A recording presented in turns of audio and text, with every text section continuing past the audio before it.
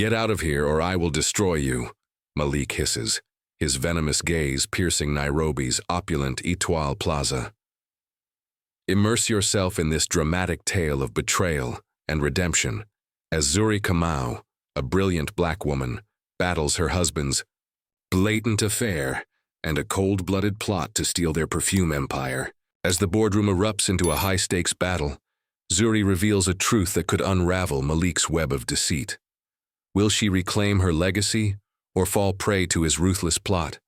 Subscribe now for our latest stories of courage, and let us know where you're watching in the comments.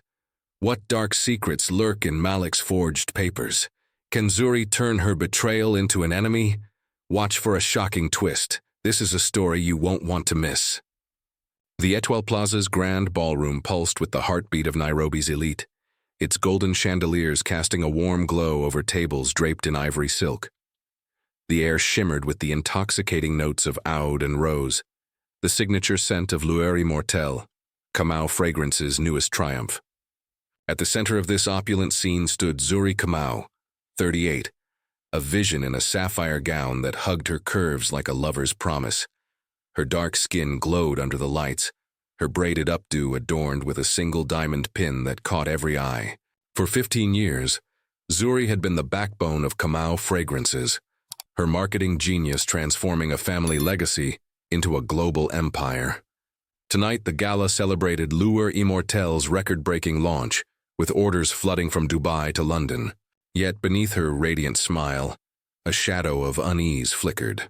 Malik, her husband and the company's charismatic CEO, had been elusive, his late-night meetings cloaked in vague excuses. Zuri adjusted a crystal vial on a display table, its amber liquid glinting like liquid fire. The fragrance was her brainchild, a blend of tradition and audacity that had captivated the world. She'd spent months perfecting its campaign, her vision resonating in every billboard and magazine spread. Guests swirled around her, tycoons, influencers and perfumers, each eager for a moment of her attention. "Zuri, this scent is divine," gushed a Parisian buyer, her accent thick. "It's like bottled courage." Zuri's laugh was warm, but her eyes scanned the room, searching for Malik. He was late again. Her fingers brushed the sapphire, pendant at her throat, a gift from their 10th anniversary, when their love had seemed unbreakable. Beside her, Nia, their 12-year-old daughter, twirled in a lavender dress, her braids bouncing with each step. "Mom, you look like a star," Nia whispered, her brown eyes wide with pride. Zuri knelt, smoothing a curl from Nia's forehead. "And you're my moon, sweetheart." Nia's giggle was a balm to Zuri's restless heart. She rose, guiding Nia toward Aisha Kamau, Malik's aunt and a board member, whose silver hair and sharp gaze commanded respect. Aisha, 60, sipped champagne, her tailored blazer a nod to her no-nonsense style. "Zuri, you've outdone yourself," Aisha said, her voice low. "This launch is a game-changer." Zuri nodded, but Aisha's next words carried a warning. "Keep Malik in check tonight. He's been distracted." The comment stung, but Zuri masked it with a smile. She'd noticed Malik's distance, missed dinners, cryptic calls, but attributed it to the launch's pressure. As CEO, he thrived in the spotlight, his charm sealing deals, Zuri's strategies secured. Their partnership had built Kamau Fragrances into a powerhouse, but lately, it felt like she was carrying the weight alone. She glanced at the ballroom's entrance, where velvet curtains framed a view of Nairobi's glittering skyline. The clock read 8:40 p.m. Malik was due to deliver the keynote, his moment to bask in the applause. Where was he? The crowd parted as Zuri moved to greet a Dubai sheikh, her poise flawless. She recalled every guest's name, their preferences, their quirks, a skill honed over the years as the perfect corporate wife. Yet her mind churned. Malik's absence wasn't just tardiness. It was a crack in the facade they'd built. She signaled a waiter to refresh the champagne, her movements deliberate, masking the storm brewing within. Nia tugged her hand, pointing to a display where Lueur Immortelle vials glowed under spotlights. "Can I spritz some, Mom?" Zuri hesitated, then spritzed a mist on Nia's wrist. "Just a touch, my love. This scent is for warriors." Nia beamed, inhaling deeply, unaware of the tension coiling in her mother's chest. At 8:45 p.m., the ballroom doors swung open with a theatrical flourish. Malik Kamau strode in, his bespoke suit accentuating his broad shoulders, his smile a weapon that disarmed entire rooms. But it wasn't his presence that silenced the crowd. It was the woman on his arm. Elise Whitaker, late 20s, radiated in a crimson gown that clung to her pregnant frame, her pale skin stark against the fabric's boldness. Whispers rippled like wildfire. Zuri's breath caught, her heart a drumbeat in her ears. Nia's hand tightened, her voice a tremble. "Mom, who's that?" Malik raised a glass, his voice booming with practiced ease. "Esteemed guests, tonight we celebrate Lueur Immortel, but I have another announcement. Meet Elise Whitaker, my partner in our European venture, and the mother of my unborn son, the future of Kamau Fragrances." The room spun. Zuri's smile froze, a mask of ice. Guests stared, some averting their eyes, others leaning in for the scandal. Aisha's glass paused mid-sip, her expression thunderous. The sheikh muttered something in Arabic, stepping back. Elise, poised but visibly nervous, avoided Zuri's gaze, her hand resting protectively on her belly. Zuri's mind raced, piecing together the betrayal. This wasn't a reckless affair. It was a calculated strike. Malik's eyes met hers, a glint of triumph flickering in their depths, as if he'd planned this moment to unravel her. Nia's fingers dug into Zuri's palm, her voice a whisper. "Mom, what's happening?" Zuri knelt, forcing calm into her voice. "Stay with Aunt Aisha, sweetheart. Everything's fine." She rose, her spine steel, as Aisha approached, murmuring, "Zuri, don't let him win this round." The words ignited something fierce within her. The ballroom buzzed, but Zuri stood motionless, a queen under siege. Malik's announcement wasn't just personal. It was a power play, a move to marginalize her in the empire she'd built.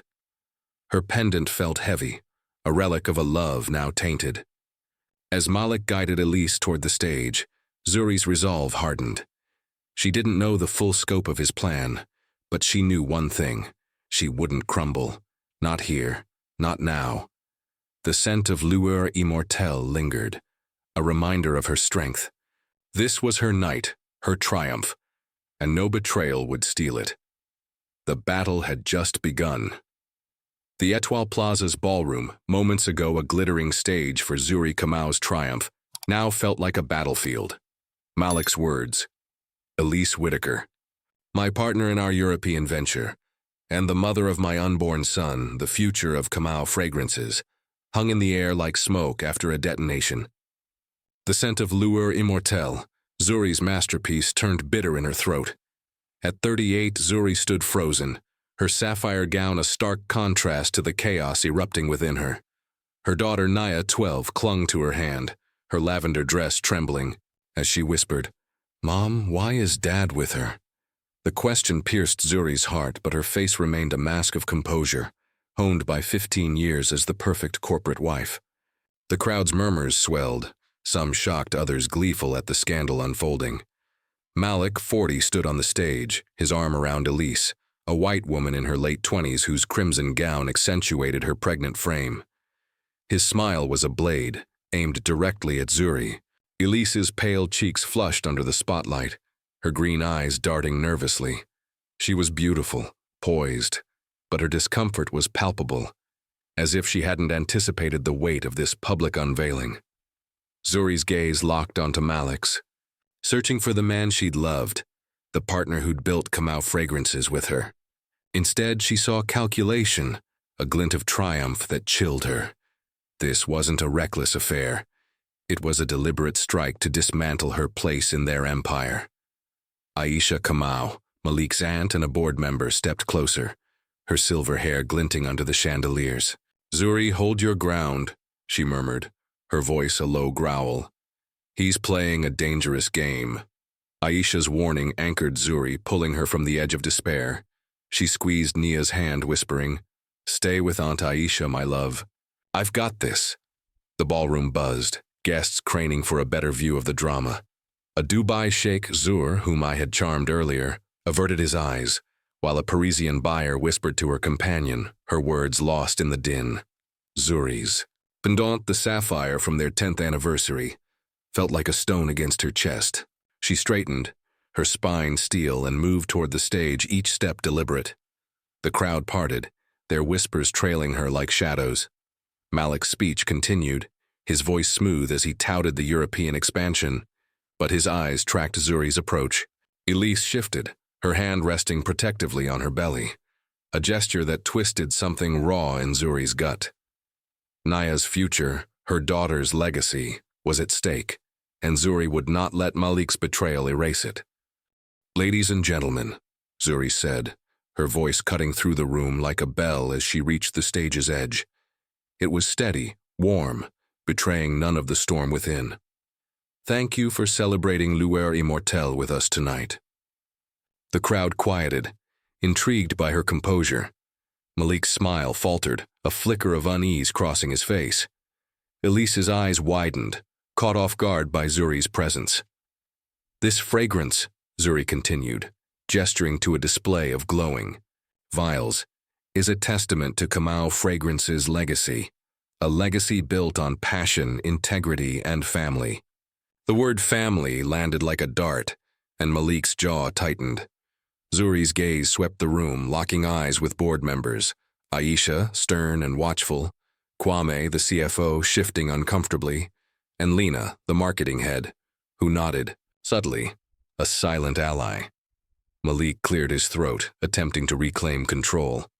"Zuri's right," he said, his charm resurfacing, "and with Elise's expertise, we're taking that legacy to Europe." He placed a hand on Elise's shoulder, a possessive gesture that made her flinch slightly. Zuri's heart pounded, but she smiled, a calculated move. "Indeed," she said, stepping onto the stage, her gown shimmering. "Elise, welcome to our celebration. Your contributions are significant." The crowd tittered, sensing the undercurrent. Elise stammered, "Thank you, Mrs. Kamau, But Zuri raised a hand, her smile unwavering. "No need for formalities. We're all family here, aren't we?" The irony dripped, and Malik's eyes narrowed, sensing her defiance. Zuri turned to the guests, her voice rising with purpose. "L'Heir Immortel isn't just a scent, it's a promise of resilience. I crafted its campaign to honor every person who rises above challenges." Her words were for the crowd, but her gaze bored into Malik, a challenge he couldn't ignore. The applause was hesitant at first, then grew, led by Aisha's firm clap. Nia, standing with Aisha, beamed, her fear easing. Zuri's composure was a shield, but inside she was unraveling. Malik's announcement wasn't just personal betrayal. It was a public power play, likely backed by boardroom maneuvers she hadn't yet uncovered. Her mind raced. Had he tampered with her shares, forged documents? The thought ignited a fire in her veins. Malik stepped forward, his smile strained. "Let's raise a toast to the future," he said, lifting his glass. "To Kamau Fragrances and new beginnings." The guests followed, but the clink of glasses felt hollow. Zuri raised her own, her eyes never leaving Malik's. "To the future," she echoed, her voice a velvet threat.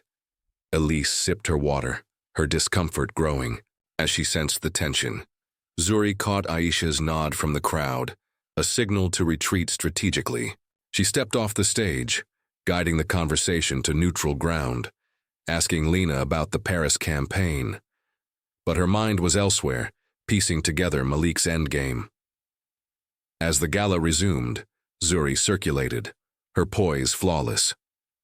She laughed, with a London retailer, discussed notes with a perfumer, all while tracking Malik and Elise. He whispered to her, his hand on her arm, but Elise's expression was strained, as if she hadn't signed up for this public spectacle. Zuri's heart ached for Nia, who watched from Aisha's side, her innocence bruised. She signaled a waiter to bring Nia a sparkling juice, a small gesture to ease her daughter's confusion. Aisha approached, her voice low. "He's planned. This, Zuri. I heard him pushing Kwame for a share restructure last week. You need to check the books. Zuri nodded, her resolve hardening. I will. Tonight I play the game, tomorrow I fight. The ballroom's glamour felt like a cage, but Zuri moved through it like a queen, her every gesture calculated. Malik thought he'd humiliated her, but he'd underestimated her strength. The scent of lueur immortelle lingered, a reminder of what she'd built. This was her empire, her daughter's birthright, and no betrayal would steal it. As Malik laughed, with a board member, Zuri's eyes gleamed with purpose. The night was far from over, and she was already planning her next move. The Etoile Plaza's executive lounge, perched high above Nairobi's twinkling skyline, was a sanctuary of polished mahogany and velvet. But to Zuri Kamau, it felt like a lion's den. The gala's echoes still reverberated. Malik's brazen announcement, Elise's pregnant silhouette in crimson, the crowd's shocked whispers. Zuri, 38, stood by a floor-to-ceiling window, her sapphire gown catching the city's glow, her braided updo as regal as ever. Yet her heart thundered each beat a war drum. She'd sent Nia, their 12-year-old daughter, to Aisha's suite with a promise of ice cream, shielding her from the storm about to unfold. Malik's betrayal wasn't just a personal wound. It was a calculated assault on her place in Kamau Fragrances, the empire she'd built over 15 years. Aisha's warning about a share restructure gnawed at her, and now, alone with Malik, Zuri braced for the truth. The lounge door swung open, and Malik strode in, his bespoke suit slightly rumpled, his charm replaced by a predator's focus. At 2:40, he was still striking, but the warmth Zuri once loved was gone, replaced by a cold ambition that chilled the room. He'd left Elise with board members downstairs, no doubt to bask in their uneasy congratulations. You played your part, well out there, he said, his voice smooth but edged with mockery. The gracious wife unruffled by scandal. But let's drop the act, Zuri. He poured himself a whiskey from the bar, the clink of ice unnervingly casual. Zuri turned from the window, her dark eyes locking onto his. An act, she said, her tone deceptively calm. You're the one who turned our daughter's night into a spectacle. How long, Malik? How long have you been planning this? Malik smirked, swirling his drink. Long enough to secure the future. Elise's son will carry the Kamau name forward. You've had your run, Zuri, marketing campaigns, pretty speeches. But Europe demands a new face and the board agrees. His words were a blade, each one aimed to diminish her. Zuri's fingers grazed the sapphire pendant at her throat, a relic of their past, now a weight she longed to cast off. And Naya? She asked, her voice steady despite the ache. What place does our daughter have in this future you've scripted with your mistress? Malik's smile faltered, but he recovered quickly. Nia will be fine. She's young, adaptable. You, on the other hand. He reached into his jacket, producing a sleek folder, and slid it across the table. This is your way out. Zuri's pulse quickened as she opened the folder. Divorce papers stared back, offering a modest settlement. Enough for a comfortable life, but nothing of Kamau Fragrance's wealth. Her name was absent from the company's shares, her legacy erased. Worse, attached documents accused her of embezzling $15 million from the European expansion, with forged signatures and fabricated bank transfers. The betrayal sank in like poison. You're framing me, she said, her voice low, trembling with fury. You think you can humiliate me, then ruin me with lies? Malik leaned back, his expression smug. The board's already suspicious. Kwame's seen the evidence. Sign the papers, Zuri, and walk away with something. Fight me, and you'll lose everything. Your reputation, your freedom, maybe even Nia. The mention of Naya ignited a fire in Zuri's chest. She slammed the folder shut, her composure cracking. You'd destroy your own daughter's mother to prop up your ego? Malik's eyes narrowed, his voice dropping to a hiss. This isn't about ego. It's about survival. Kamau Fragrances needs a leader who can dominate, not a wife who plays at power behind the scenes. Zuri stepped closer, her presence commanding despite her pain. I built this empire with you, Malik. Every campaign, every deal. My vision made Lueur Immortel a global name. And you think you can erase me with forgeries? Malik laughed, a cruel sound. Vision. You're a prop, Zuri. The board wants strength, and Elise's connections in Europe give us that. Sign, or I'll make sure you're prosecuted. Zuri's mind raced, piecing together his plan. The forged documents, the timing of Elise's arrival, Aisha's warning about a share restructure. It was a meticulously woven trap. Malik had been planning this for months, perhaps longer, using Elise's pregnancy as a catalyst to cement his power. Her gaze fell on the folder, its lies a mockery of her life's work. She thought of Nia's trusting eyes, Aisha's fierce support, the empire her sweat had built. You underestimated me, she said, her voice now a blade of its own. You think I'll crumble because you paraded your mistress? I'm not the one who's cornered, Malik. His smirk faded, a flicker of doubt crossing his face. Bold words, he said. But you're alone, the board's mine. Zuri's lips curved into a faint, dangerous smile. Am I? Aisha's not blind, and Kwame's loyalty wavers when the truth comes out. You've made a spectacle, but spectacles burn out. Truth endures. She stepped back, her gown rustling, her resolve a fortress. I won't sign. Not tonight, not ever. Malik's hand tightened around his glass, his composure fraying. You're making a mistake, he warned, his voice low.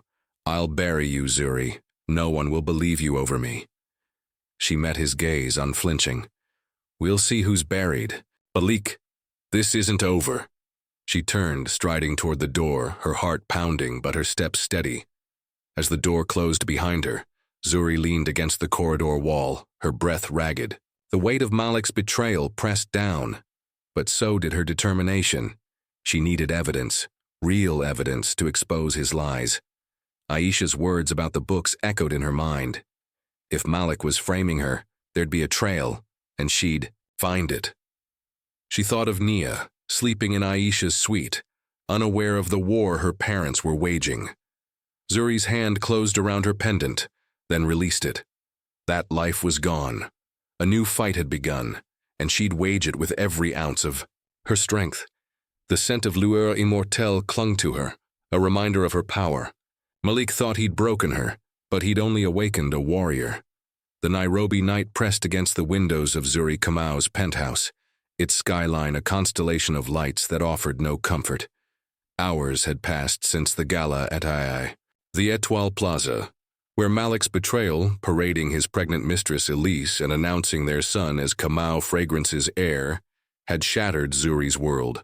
The confrontation in the executive lounge had been worse, with Malik's divorce papers and forged documents accusing her of embezzling $15 million. At 38, Zuri sat at her glass desk, the sapphire gown from the gala replaced by a black sweater and jeans, her braided updo loosened into a cascade of defiance. Her 12-year-old daughter, Nia, slept in her room, unaware of the war her mother was now waging. Zuri's heart ached, but her resolve burned brighter. Malik thought he could erase her from their empire. She'd prove him wrong. The penthouse was silent, save for the hum of Zuri's laptop as she scoured Kamau Fragrance's financial records. Her marketing genius had built Lueur Immortel, but tonight she was a detective, hunting for cracks in Malik's lies. The forged documents he'd shown her, bank transfers in her name to a Cyprus shell company, were meticulous, but no deception was flawless. Aisha's warning about a share restructure echoed in her mind.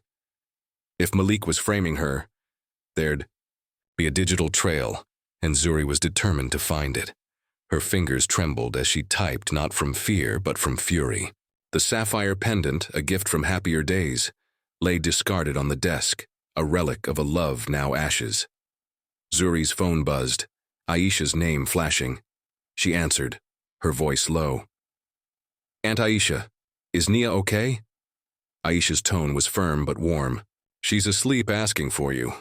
I told her you're handling business. Zuri, what happened with Malik? Zuri recounted the lounge confrontation, the divorce papers, the embezzlement accusations. Aisha's silence was heavy. Then she said, He's been cozying up to Kwame, pushing for a board vote to dilute your shares. Claimed you're unfit for leadership.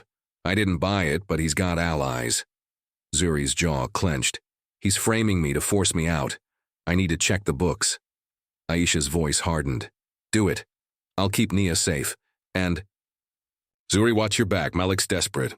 The call ended, and Zuri's gaze returned to her screen. She accessed the company's secure server, her executive credentials still active. For now.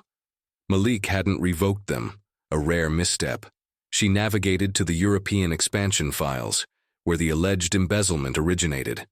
The records were clean at first glance, but Zuri knew better. She searched for anomalies, discrepancies in timestamps, unauthorized logins. At 2:17 a.m. she found it, a series of transfers to a Cyprus account, dated 6 months ago, when Elise joined as a consultant. The signatures were hers, but the metadata showed they were uploaded from an unfamiliar IP address. Got you, Zuri whispered, her pulse racing. Malik's frame-up was unraveling. Needing expertise, Zuri texted Kemi Adeyemi, her college friend, and a forensic accountant. Emergency, can you meet now? Bring your laptop. Kemi replied instantly, on my way. Where? Zuri sent the penthouse address, then brewed coffee, its bitter aroma grounding her.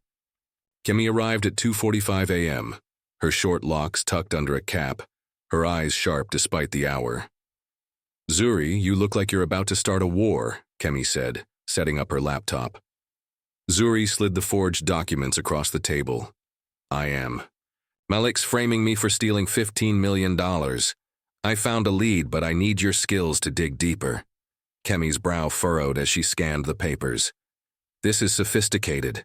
Offshore accounts, forged signatures. He's not playing small. But if there's a trail, I'll find it.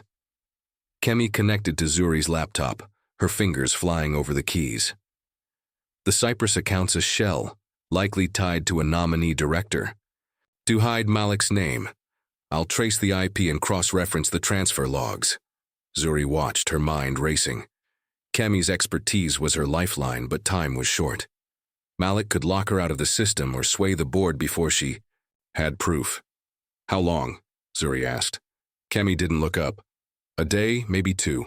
I'll need to hack into the bank's audit logs, discreetly. If Malik's covered his tracks, it'll be buried deep. Zuri nodded, her resolve unwavering. Do it. I'll pay whatever it costs. As Kemi worked, Zuri paced, her thoughts, turning to Aisha's hint about the board. She needed an ally beyond Kemi, someone with influence. She dialed Roland Okoye, a retired board member and her late father-in-law Jomo's confidant. Roland, 65, answered groggily. Zuri, it's 3 a.m. She didn't waste words. Malik's framing me for embezzlement to steal my shares. I need your help. Roland's silence was brief, then firm. Jomo warned me Malik's ambition could outstrip his ethics. He left a safeguard in the charter, spousal veto power over major financial moves. Check the founding documents. I'll meet you tomorrow. Zuri's heart lifted. Thank you, Roland. By 4 a.m., Kemi had a preliminary find. An encrypted email from Malik to an unknown lawyer, sent 6 months ago mentioning Cyprus setup and Zuri's exit. It wasn't enough, but it was a start. Zuri's eyes burned from exhaustion, but sleep was a luxury she couldn't afford. She thought of Nia, her innocent smile at the gala now at risk because of Malik's greed. The penthouse felt like a fortress under siege, but Zuri was no damsel. She was a warrior, armed with intellect and fury. She poured another coffee, its steam curling like her resolve. As dawn crept over Nairobi, Zuri stood by the window, the city waking below.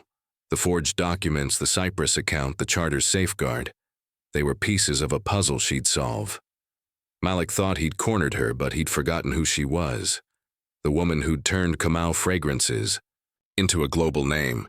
The scent of Lueur Immortelle lingered on her skin, a reminder of her power.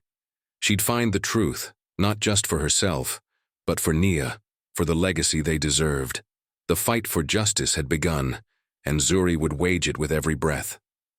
The Nairobi dawn painted Zuri Kamau's penthouse in hues of gold, but no warmth reached her heart. 2 weeks had passed since the gala at the Etoile Plaza, where Malik's betrayal, parading his pregnant mistress Elise and declaring their son the heir to Kamau fragrances, had shattered her world. The confrontation in the executive lounge, with its forged documents accusing Zuri of embezzling $15 million, had ignited a fire within her. At 38, Zuri sat at her desk, surrounded by coffee mugs and scribbled notes, her black sweater a stark contrast to the sapphire gown of that fateful night. Her 12-year-old daughter Naya was at school, shielded from the war Zuri waged in silence. Malik's plan to frame her and strip her shares was a meticulously woven trap, but Zuri was unraveling it, thread by thread, with a resolve as unyielding as the city below. Her laptop screen glowed with financial records, each line a potential clue to Malik's deception. Kemi Adeyemi, her forensic accountant friend, had spent days tracing the Cyprus shell company linked to the alleged embezzlement. Zuri's initial find, an encrypted email mentioning Cyprus setup and Zuri's exit, was a spark, but they needed a blaze. Kemi's latest report, emailed at 3 a.m., was a breakthrough. The Cyprus account, named Aurora Holdings, had received $15 million in transfers from Kamau Fragrance's European fund, all bearing Zuri's forged signature. The account's nominee director was a ghost, but Kemi had traced a secondary email to a law firm in London, linked to Malik's personal attorney, Simon Wells. "This is it," Zuri whispered, her pulse quickening. The trail was faint, but it led to Malik. Zuri's phone buzzed with a text from Roland Okoye, the retired board member and her late father-in-law Jomo's confidant. "Found the charter. Spousal veto power confirmed. Meet me at 10 a.m. my office." Her heart lifted. Jomo's safeguard, granting the CEO's spouse veto power over major financial decisions, was her legal shield. She'd spent the past 2 weeks poring over Kamau Fragrance's founding documents, unearthed from Jomo's old files with Aisha's help. The clause was explicit. Zuri could block Malik's share restructure, but only with undeniable proof of his malfeasance. Kemi's findings were close, but not enough. Zuri needed a smoking gun to sway the board, and time was slipping away. Malik had already scheduled a board vote in 5 days to finalize his European expansion, and her ousting. She met Kemi at a quiet cafe in Westlands, its wooden tables a far cry from the Etoile Plaza's opulence. Kemi, her locks tucked under scarf, slid a USB drive across the table. "I hacked the law firm's server," she said, her voice low. "Found a draft contract between Malik and Aurora Holdings dated 6 months ago, when Elise joined as a consultant. It lists Malik as the beneficiary, not you." Zuri's breath caught. "Can we prove it's him?" Kemi nodded. "The contract's metadata shows Simon Wells's edits, and I traced a payment from Malik's personal account to the firm. It's enough to start, but we need the bank's original transfer logs to seal it." Zuri's mind raced. "How do we get those?" Kemi's eyes gleamed. "I know a contact at the Cyprus bank. It'll cost, but I can get them in 48 hours. Zuri's resolve hardened, but doubt crept in. Malik's influence ran deep. Board members like Kwame, the CFO, were wavering under his charm. She needed another ally, someone with insight into Malik's moves. She called Lena, the marketing head, who'd shown subtle support at the gala. Over lunch at a rooftop bistro, Lena's eyes widened as Zuri shared the forged documents. "Malik's been pushing Kwame to audit your campaigns." Lena admitted. "He said you overspent on Lueur Immortel. I checked the numbers. They're spotless. He's lying." Zuri's jaw clenched. "He's building a case to discredit me. Lena, will you testify if I call a board meeting?" Lena hesitated, then nodded. "For you and Jomo's legacy, yes." At 10 a.m., Zuri arrived at Roland's office, a modest space lined with photos of Jomo's early perfume shops. Roland, 65, handed her a leather-bound copy of the charter, its pages yellowed but intact. Jomo knew Malik's ambition could turn dark, he said, his voice gruff. This clause was his insurance for you and the company. Zuri traced the text, her heart swelling. Malik's framing me for embezzlement to force me out. I have evidence, but I need the board to listen. Roland's eyes narrowed. Kwame's loyal to money, not Malik. Show him proof and he'll flip. I'll rally the older board members. Zuri nodded, a plan forming. I'll call an emergency meeting before Malik's vote. Back at the penthouse, Zuri worked late, cross-referencing Kemi's findings with the charter. Nia's laughter from the living room where she played a board game with Aisha was a reminder of what was at stake. Zuri's eyes burned from exhaustion, but she pushed on, fueled by the scent of Lueur Immortelle lingering on her wrists. At 1 a.m., Kemi called. Got the bank logs. The transfers were authorized by Malik's private key, not yours. I'm sending the file now. Zuri's heart soared. This was the smoking gun, irrefutable proof of Malik's fraud. She opened the file, her hands trembling as she read the evidence. Timestamps, account numbers, Malik's digital signature. Dawn broke and Zuri stood by her window. Nairobi's skyline a canvas of possibility. The evidence was hers, but the boardroom loomed like a battlefield. Malik's charm, his lies still held sway. She thought of Nia's trusting eyes, Aisha's fierce loyalty, Jomo's faith in her. The charter's weight in her hands was more than paper. It was power. Zuri wasn't just fighting for herself. She was fighting for the legacy she'd built, for the daughter who'd inherit it. Malik had underestimated her, but she was no pawn. She was a queen, and she'd unmask his truth with a precision he'd never see coming. The Sky Lounge of the Étoile Plaza, perched 50 floors above Nairobi's pulsing heart, was a cathedral of glass and steel, its panoramic windows framing a city on the cusp of dawn. Inside, the air crackled with tension as Zuri Kamau, 38, stood at the head of a polished mahogany table, her tailored navy suit a stark contrast to the sapphire gown of the gala that had shattered her world.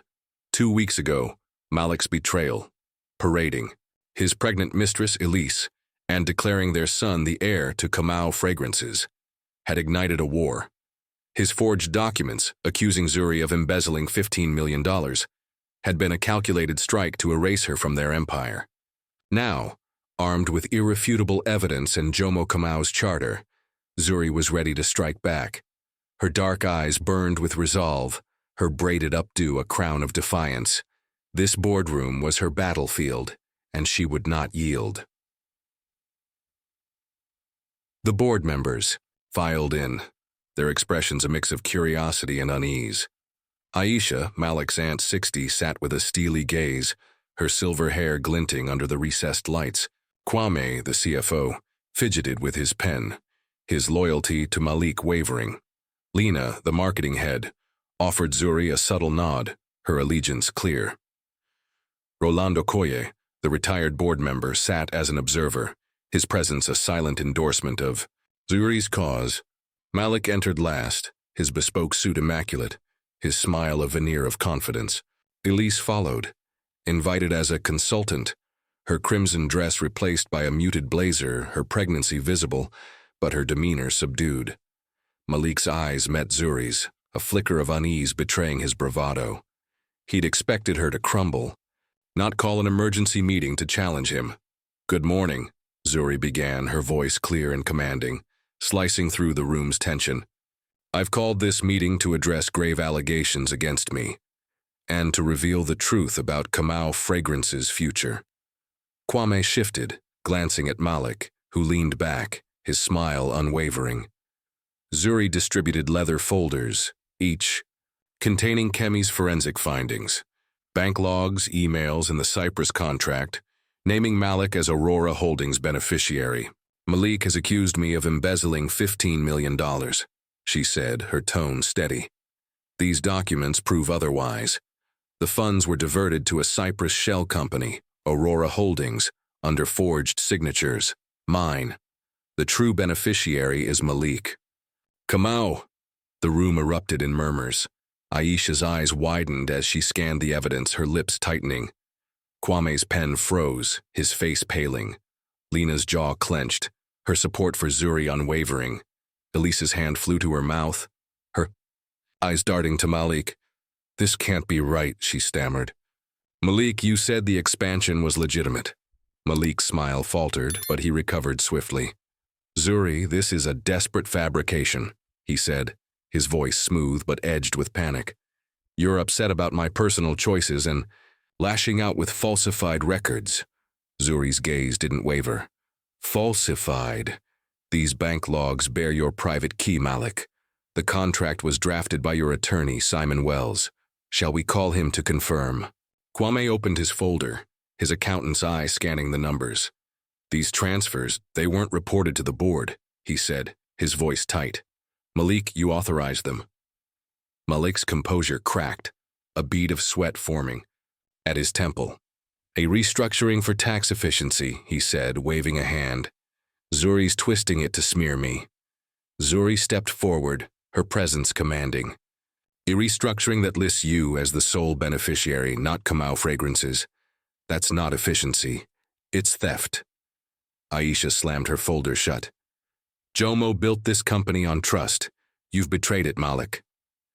Her words landed like a gavel, and Malik's eyes narrowed, sensing the tide turning. Zuri raised a leather-bound document, Jomo's charter. "Under the founding charter, the CEO's spouse holds veto power over major financial decisions," she said, her voice resonant. "I invoke that power to halt the European expansion and demand a full audit of Malik's transactions." Roland nodded, his voice gruff. "The clause is legally binding. Jomo ensured the family's legacy was protected." Malik stood, his chair scraping. "This is absurd. I'm the CEO, not a puppet for my wife's vendetta." Zuri's smile was razor-sharp. "A CEO who steals $15 million says the board deserves better." Elise's voice, small but steady, cut through the chaos. "Malik, is this true? You told me Zuri mismanaged funds, that the Cyprus account was for the company." Her green eyes brimmed with shock, her hand resting on her belly. Malik's face darkened. "Stay out of this, Elise. It's business." Zuri turned to her, her tone softer but firm. "Elise, you're not my enemy. Malik lied to us both. These documents prove it." Elise's shoulders sagged, her trust in Malik crumbling. She nodded, a silent acknowledgement, and Zuri felt a pang of empathy. This wasn't about vengeance, it was about justice. Kwame cleared his throat, his loyalty shifting. "I move to suspend Malik as CEO pending a forensic audit." Lena seconded, her voice firm. Aisha's eyes gleamed with pride. "All in favor?" Hands rose, Lena, Kwame, two others. Malik's allies hesitated, then abstained, unwilling to defend him against the evidence. Malik's face flushed with fury. "You're destroying everything I built," he roared. Zuri met his gaze, unflinching. "You destroyed it, Malik. I'm saving what Jomo created, for Nia, for our legacy." Aisha proposed Zuri as interim, CEO, and the vote was swift, unanimous. Zuri's heart soared, but her expression remained steely. This was victory, but the war wasn't over. As the meeting adjourned, Malik stormed toward the door, pausing to glare at Zuri. "This isn't the end," he hissed. She didn't flinch. "It's the end for you, Malik." Elise lingered, approaching Zuri hesitantly. "I didn't know," she whispered. "He said you were the problem." Zuri's voice was kind but firm. "I believe you. Choose your path carefully now." Elise nodded, tears in her eyes, and left. Aisha gripped Zuri's shoulder. "Jomo would be proud." Zuri exhaled, the weight of her triumph settling. The scent of Lueur Immortel clung to her, a reminder of her power. She'd unmasked Malik, but the fight for her daughter's future was just beginning. The sky lounge of the Étoile Plaza, still reverberating from Zuri Kamau's triumph, felt like a stage after the curtain's fall. Moments ago, Zuri, 38, had dismantled her husband Malik's web of lies in a boardroom showdown, presenting irrefutable evidence of his $15 million embezzlement scheme and invoking Jomo Kamau's charter to suspend him as CEO of Kamau Fragrances. Her navy suit was a mantle of authority, her braided updo a crown of resilience. The board's unanimous vote to appoint her interim CEO was a victory, but the air remained charged with the aftershocks of Malik's downfall. As board members dispersed, whispering urgently, Zuri stood by the mahogany table, her dark eyes fixed on the Nairobi skyline. Her 12-year-old daughter, Naya, was safe with Aisha, unaware of the war her mother had just won. But Malik's venomous parting words, "This isn't the end," lingered like a storm cloud. Malik hadn't left the lounge. He stood by the window, his bespoke suit now a crumpled facade, his broad shoulders hunched as he gripped a glass of whiskey. At 40, his charm, once a weapon, was gone, replaced by a raw, desperate fury. Elise Whitaker, his pregnant mistress, lingered near the door, her blazer unable to mask her unease. Her green eyes darted between Malik and Zuri, the weight of her misplaced trust crushing her composure. Aisha, 60, her silver hair gleaming, approached Zuri, her voice low. "He's cornered, Zuri. Cornered men are dangerous. Watch him." Zuri nodded, her resolve unshaken. She'd exposed Malik's fraud, forged signatures, a Cyprus shell company, but the personal betrayal cut deeper. She needed to ensure he couldn't strike back. Zuri signaled Lena, the marketing head, to escort the remaining board members out, leaving only Aisha, Roland Okoye, Malik, Elise, and herself. Roland, 65, Jomo's confidant, leaned against the table, his presence a quiet anchor. Zuri addressed Malik, her voice steady but laced with steel. "Your access to company systems is revoked, Malik. Security will escort you out after you surrender. Your credentials." Malik spun, his glass slamming onto the table, amber liquid splashing. "You think you've won?" he snarled. "This company is mine, Zuri. You're a figurehead, a prop I let shine. The board will see through this coup." His words were venom, but his trembling hands betrayed his fear. Aisha's laugh was sharp, cutting through his bravado. "Jomo built this empire, Malik, not you. You nearly bled it dry for your ego."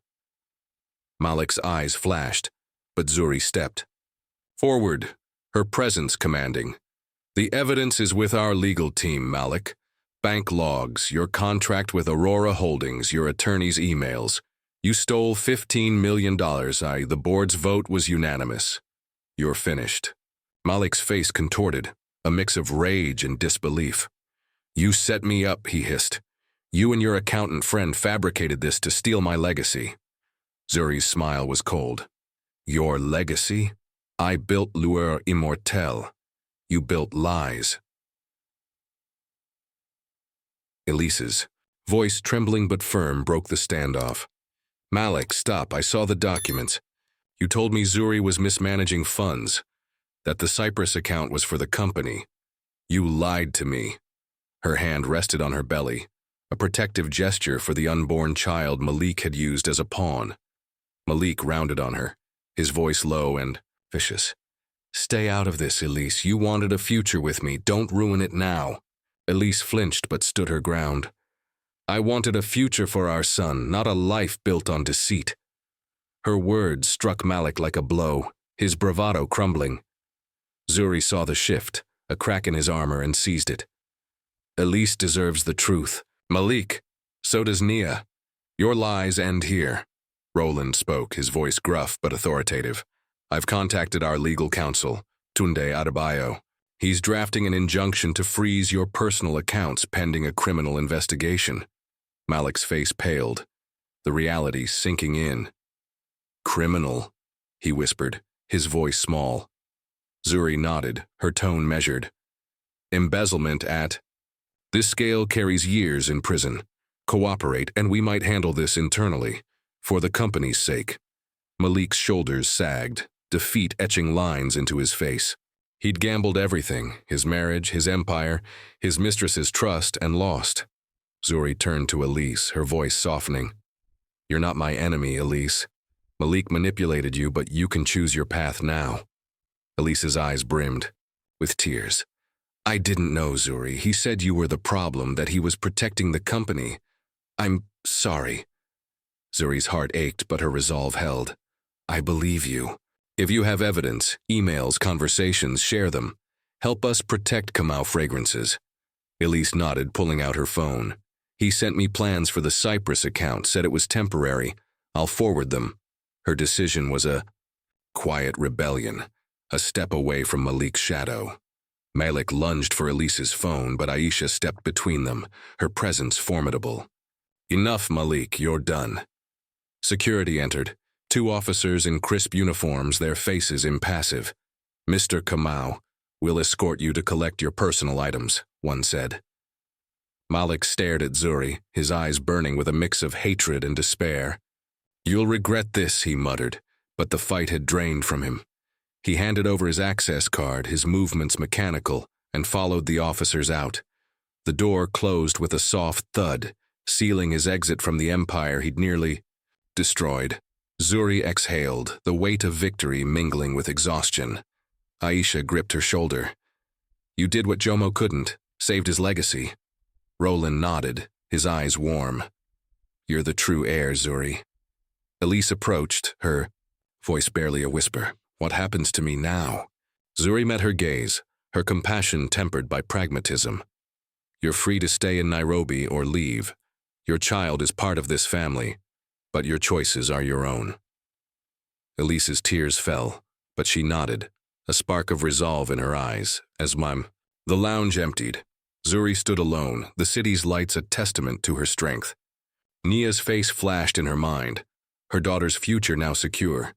The scent of Lueur Immortel clung to her, a symbol of her resilience. Malik's downfall was complete, but Zuri's fight, for justice, for legacy, was far from over. She was interim CEO now, a queen in her own right, ready to rebuild what he'd tried to steal. The Kamau Fragrances headquarters in Nairobi gleamed under the midday sun, its sleek glass facade a beacon of renewal.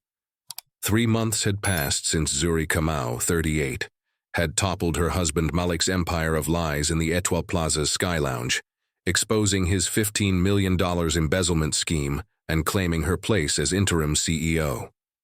Now, standing in the executive suite, once Malik's domain, Zuri wore a tailored cream blazer, her braided updo adorned with a single gold pin, a symbol of her hard-won authority. Her dark eyes, once shadowed by betrayal, now sparkled with purpose. The scent of Lueur Immortel, her masterpiece, lingered in the air, a reminder of the legacy she'd fought to save. Her 12-year-old daughter, Nia, was at school, her laughter a daily balm to Zuri's battle-scarred heart. Today, the board would vote on Zuri's permanent CEO role, cementing a new era for Kamau Fragrances.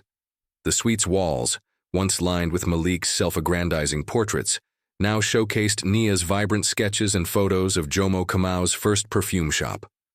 Zuri's desk held a leather-bound copy of Jomo's charter, its spousal veto clause her legal sword in the boardroom showdown. Aisha, Malik's aunt 60, entered, her silver hair pulled into a sleek bun, her tailored skirt suit exuding quiet power. The board's assembling, Aisha said, her voice warm but firm. Kwame's nervous, but he'll back you. Lena's already singing your praises. Zuri smiled, gratitude swelling. I couldn't have done this without you, Aunt Aisha. Aisha's eyes softened. Jomo saw your strength. Malik was blind to it. The words anchored Zuri as she prepared to face the board, her resolve a fortress built on truth. The boardroom, with its panoramic view of Nairobi's skyline, buzzed with anticipation. Lena, the marketing head, reviewed Lueur Immortel's soaring sales figures, a testament to Zuri's vision. Kwame, the CFO, adjusted his tie, his loyalty, now firmly with Zuri after Malik's betrayal.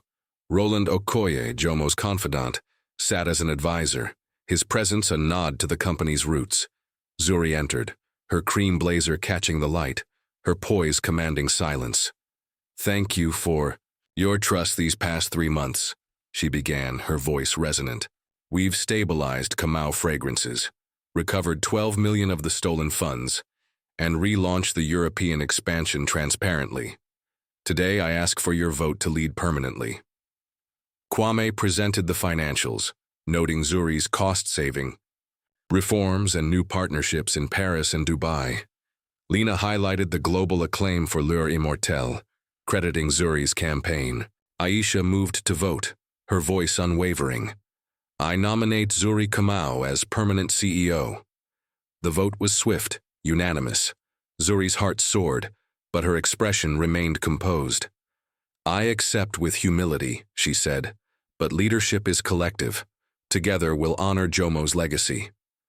Applause filled the room. Lena's smile radiant, Kwame's nod respectful. Roland rose, his voice gruff. Jomo would raise a glass to you, Zuri. The words were a crown, heavier than gold. After the meeting, Zuri met Tunde Adebayo, the legal counsel, in her office.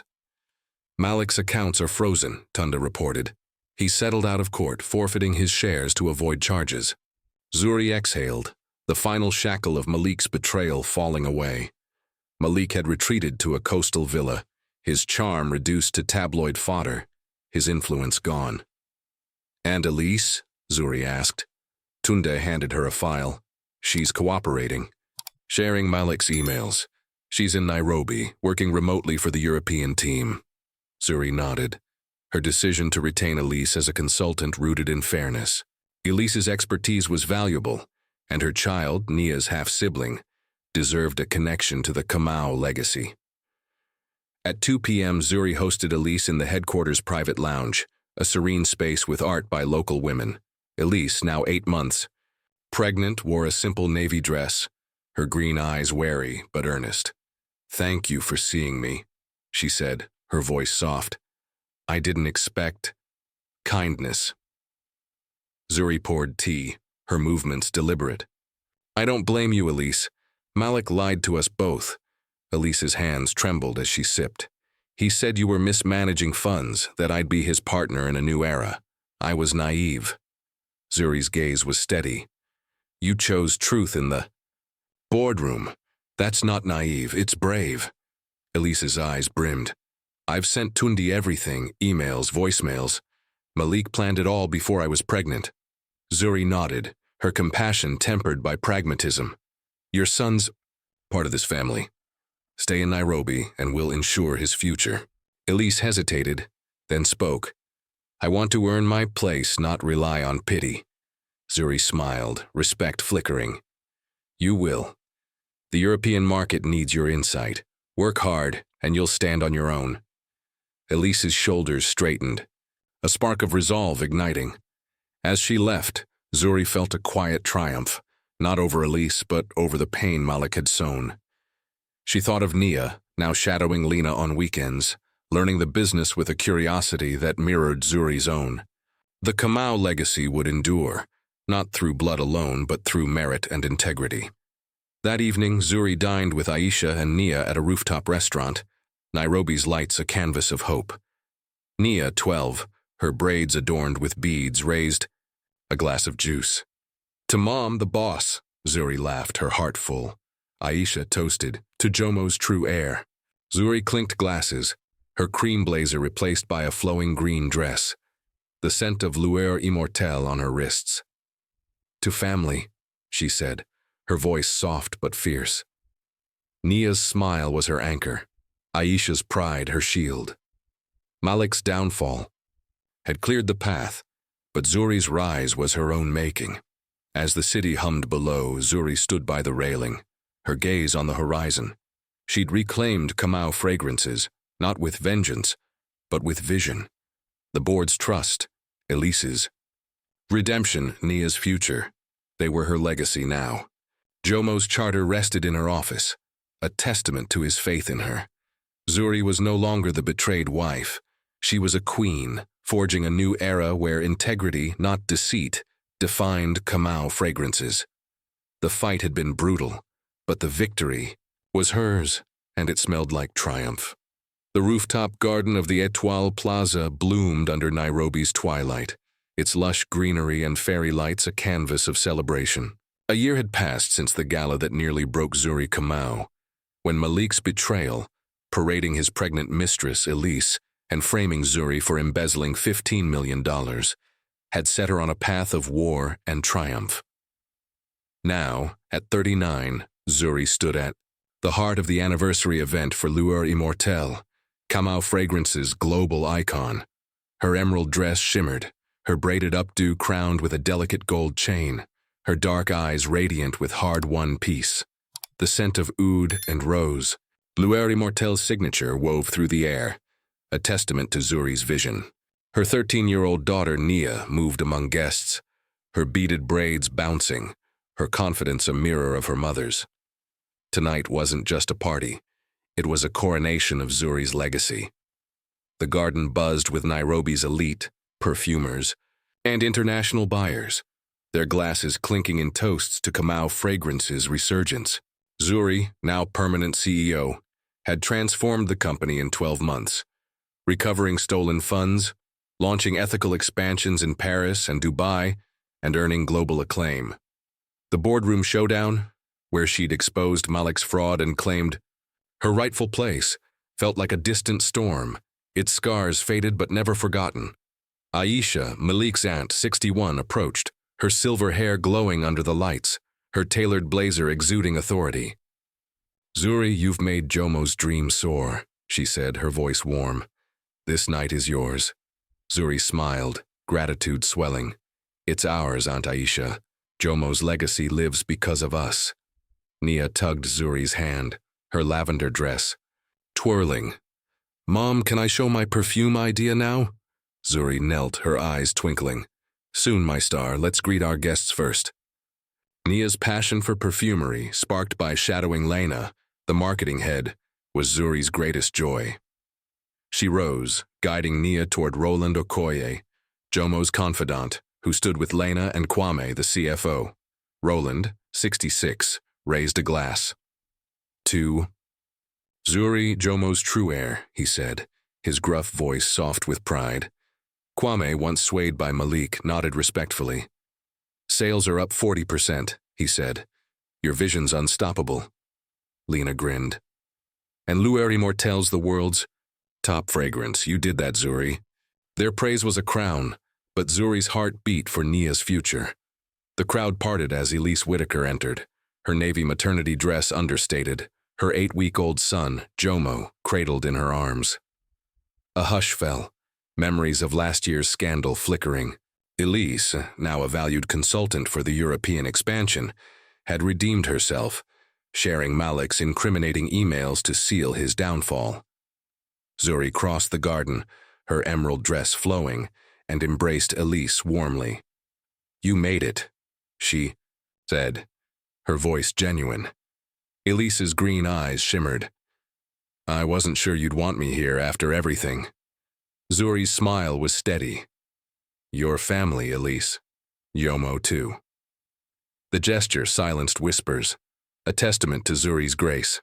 Nia peered at the baby, her curiosity softening the moment. "He's tiny," she said, and Elise laughed, tension easing. Zuri guided Elise to a table where Lena and Aisha sat, their welcome warm. "The Paris deal's thriving because of you," Lena told Elise. "Your market insights are gold." Elise blushed, her confidence growing. Zuri watched, her heart swelling. She'd chosen to keep Elise not out of pity, but because family extended beyond Malik's betrayal. Jomo, named for Zuri's late father-in-law, was Nia's half-brother, a bond she'd nurture. Malik, stripped of shares and influence, had faded to Mombasa. His life a shadow of charity events and fleeting headlines. He'd shown no interest in Jomo, a choice Zuri pitied, but accepted. As twilight deepened, Zuri tapped her glass, drawing eyes. "Thank you for celebrating Lueur Immortelle's anniversary," she began, her voice resonant. "A year ago, Kamau Fragrances faced darkness, but we rose through truth and unity." The crowd listened, rapt, as she recounted the company's triumphs, recovered funds, ethical growth, global acclaim. "Jomo Kamau built this empire on integrity," she said, holding up his charter. "Today, I announce the Kamau Legacy Fund, ensuring sustainability and opportunity for all descendants." She glanced at Nia and Jomo, her meaning clear. Applause erupted, Aisha's eyes gleaming with pride. Nia stepped forward, a small vial in her hands. "Mom inspired me," she said, her voice clear. "This is indomitable, unconquerable, a scent of strength." She spritzed the air, notes of vetiver and jasmine blooming, a bold creation for a 13-year-old. Zuri's heart swelled, tears pricking her eyes. "That's my star," she whispered, embracing Nia. The crowd cheered, buyers clamoring to test. "The sample." Roland clapped, his gruff laugh echoing. "She's your daughter, Zuri."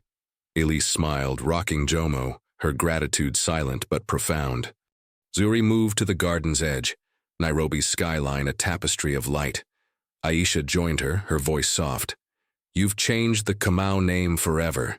Zuri nodded, her emerald dress catching the breeze. "Jomo gave me the tools.